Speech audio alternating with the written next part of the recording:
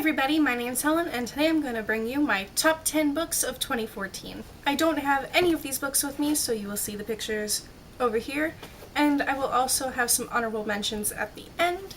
These are all books that I read in 2014 but did not necessarily come out in 2014.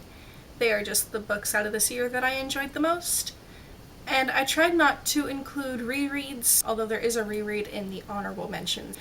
Number 10 on this list goes to Tilt by Ellen Hopkins. This is the only Ellen Hopkins book I have ever read, and it was a Christmas gift to me last year from my roommate at the time, Ashley, and I absolutely loved it, even more than I thought I would. It was fantastic. Number 9 goes to City of Heavenly Fire by Cassandra Clare, and I'm really surprised with myself to find this on my list, because I loved The Infernal Devices, but after City of Glass I wasn't really loving The Mortal Instruments anymore.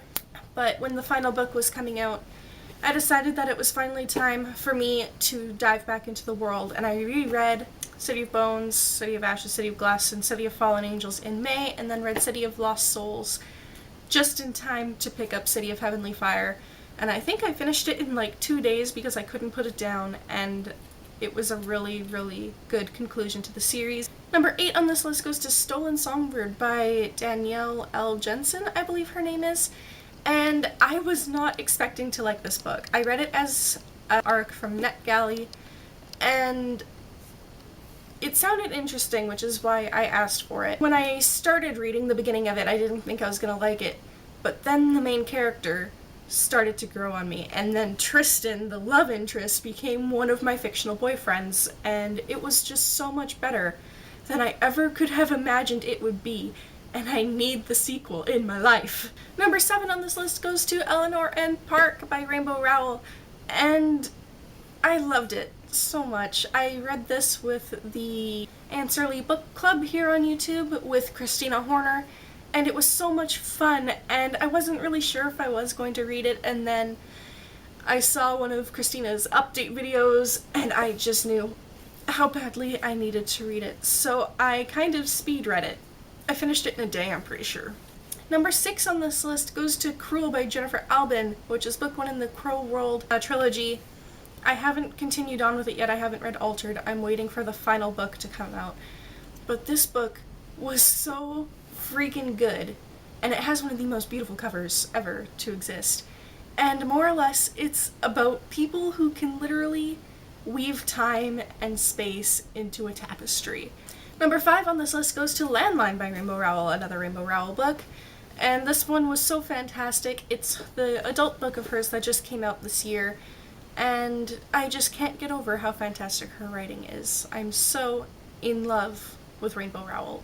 Number 4 on this list goes to the Shatter Me trilogy, the entire trilogy. I couldn't pick just one, the first book being Shatter Me, the second book being Unravel Me, and the third book being Ignite Me. I marathoned all 3 of these books in August.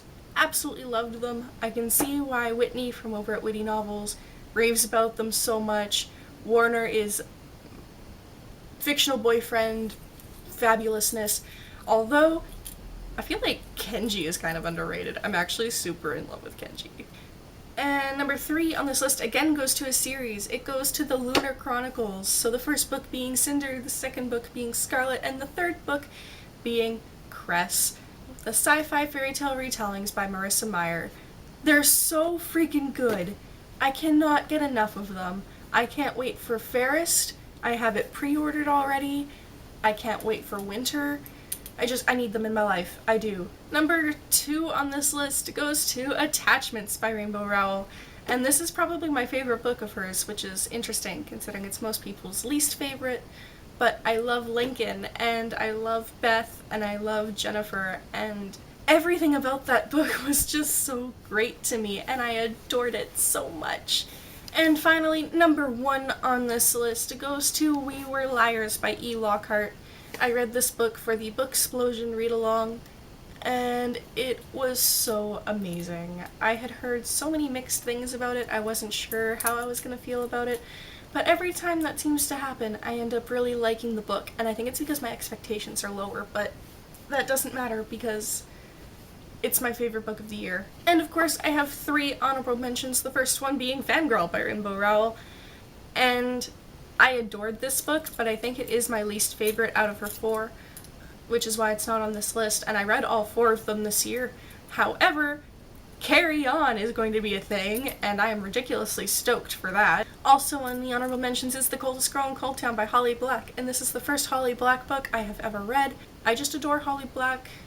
I like her writing, I like the content that she puts in her stories. She's not afraid to have some more controversial things in her stories, and I think that is fantastic. And the last honorable mention I have is, I think it might have been my only reread for the year, and that was The Hobbit by J.R.R. Tolkien. I hadn't read it since I was 12. Rereading it, I reread it right after I went to see The Desolation of Smaug, and I loved it.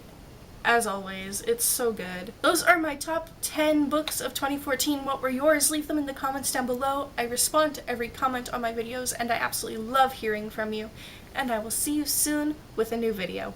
Bye!